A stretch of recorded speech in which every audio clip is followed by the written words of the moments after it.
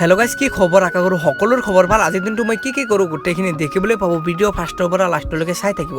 এতিয়া বাজে হৈছে ৰাতিপুৱা 10টা। আমি যাই আছোঁ ফুৰিবৰ কাৰণে।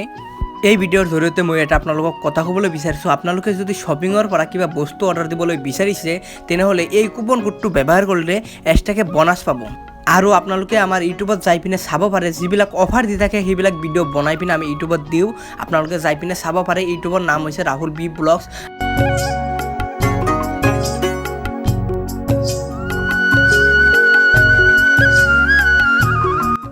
আজি হৈছে 11 তাৰিখ। আমাৰ ঘৰৰ ওচৰতে যিটো ব্লক আছে তাতে কিমান মানুহ আহিছে চাবই পাৰিছে আপোনালোকে।